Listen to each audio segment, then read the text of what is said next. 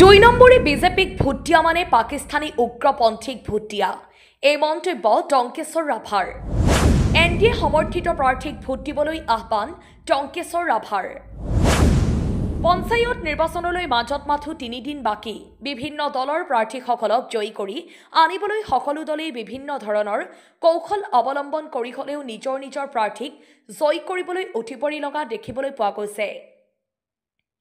সমান্তৰালকৈ ৰাভা হাছং অধ্যুষিত সমষ্টিসমূহত ৰাভা হাছং স্বায়ত্তশাসিত পৰিষদৰ মুখ্য কাৰ্যবাহী সদস্য টঙ্কেশ্বৰ ৰাভাই নিজে গৈ ৰাইজক এনডিএ সমৰ্থিত প্ৰাৰ্থীক যিকোনো প্ৰকাৰে ভোট দিবলৈ আহ্বান জনাইছে।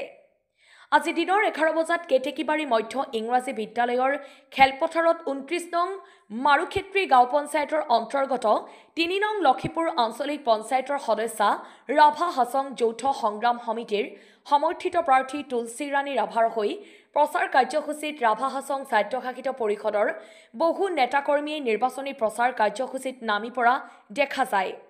2 নম্বৰে বিজেপিক ভোট দিয়া মানে পাকিস্তানী উগ্ৰপন্থীক ভোট দিয়া, গতিকে ৰাইজে ভোট দিওঁতে সদায় এনডিএ সমৰ্থিত প্ৰাৰ্থীক ভোট দিয়ক আৰু ভাৰতৰ প্ৰধানমন্ত্ৰী নৰেন্দ্ৰ মোদী আৰু অসমৰ মুখ্যমন্ত্ৰী সকলোৰে প্ৰিয় মামা অৰ্থাৎ হিমন্ত বিশ্ব শৰ্মাৰ হাত সৰ্বশক্তিমান কৰি তুলিবলৈ আহ্বান।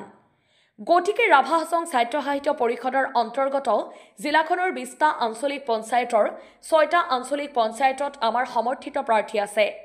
সেই সকলোবোৰতেই আমাৰ প্ৰাৰ্থীক জয়ী কৰাৰ দায়িত্ব আমাৰ।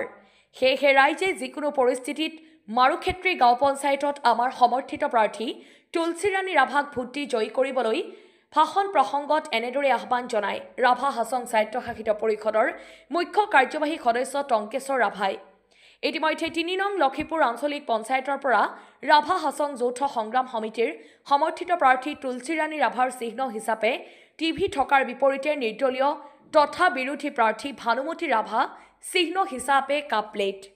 গোৱালপাৰাৰ পৰা উদ্ধৱ চন্দ্ৰ নাথৰ ৰিপৰ্ট, পি সংবাদ। 2025 যে পঞ্চায়ত নিৰ্বাচন ইতিমধ্যে অসম গণ পৰিষদ ভাৰতীয় জনতা পাৰ্টি আৰু যৌথ সংগ্ৰাম সমিতি একে মিত্ৰজোঁটে আমি নিৰ্বাচন অৱতীৰ্ণ হৈছোঁ গোৱালপাৰা জিলাত।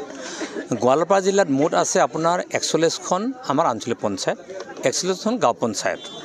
আমি যদি গোৱালপাৰা পূব পশ্চিম আৰু আমি দুধনৈ সমষ্টিত আমি চাওঁ, গতিকে ইয়াৰ ভিতৰত আমি যিখিনি আমি কণ্টেষ্ট কৰিছোঁ তাৰ ভিতৰত ইতিমধ্যে আমি 16খন আঞ্চলিক পঞ্চায়তত ইতিমধ্যে আমি বিনা প্ৰতিদ্বন্দ্বীৰে নিৰ্বাচিত হৈছোঁ।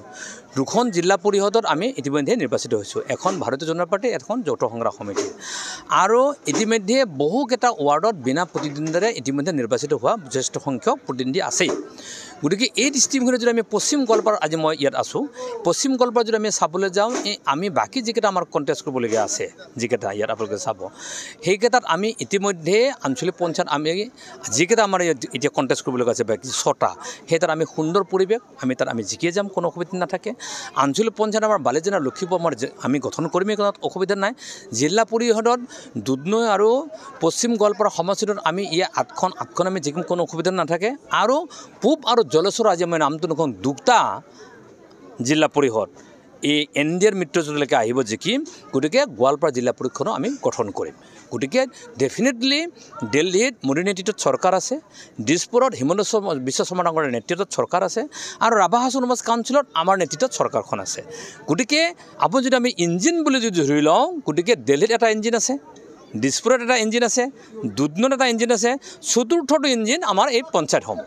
গতিকে ৰাইজ আশাবাদী, আমি ৰাইজৰ ওচৰত গভীৰ বিশ্বাস আৰু আস্থা আছে। গতিকে দিল্লী, দিছপুৰ, দুধনৈত যাৰ চৰকাৰ আছে তেওঁলোকৰ প্ৰাৰ্থীসমূহক ভোট প্ৰদান কৰিব, আমি জিকি যাম। আৰু ইয়াত আজি মই তুলসী ৰাণী ৰাভাৰ হৈ, ডিব্ৰুগড় ৰাভাৰ হৈ আমি কেম্পেইন কৰিব আহিছোঁ। নিশ্চিত ৰাইজৰ ইমান সুন্দৰ সঁহাৰি, ইমান সহযোগিতা, গতিকে তেওঁ যে জিকি যাব এই নিশ্চিত 100% শুদ্ধ। আপোনালোকে চাওক, ইতিমধ্যে ৰাভা হাছং কাউন্সিলখন গঠন হৈ গ'ল। আমাৰ ৰাভা হাছং অঞ্চলখন ফুল ফ্লেজত গঠন হোৱা হ'ব, 11 তাৰিখৰ পিছত গঠন হ'ব। যদি চাই বিভিন্ন জনগোষ্ঠীৰ প্ৰতিনিধিত্ব দিছে। তাৰমানে এখন কাউন্সিলে, এখন চৰকাৰে এটা বিল্ডিং, এখন বাউণ্ডেৰী ৱাল, এটা ঘৰ বনোৱাটো ডাঙৰ কাম নহয়, সহজ কাম। কিন্তু বিভিন্ন জাতিৰ প্ৰতিনিধিত্ব কৰিব দিব পৰাটো সেইটো আটাইতকৈ ডাঙৰ কাম।